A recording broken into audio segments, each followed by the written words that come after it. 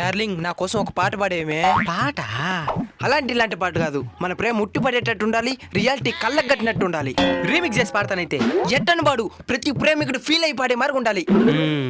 నువ్వు నీ దుడ్డు సాలమ్మా, ఎన్నాళ్ళైనా వడ్డీకి ఇచ్చేస్తానమ్మా.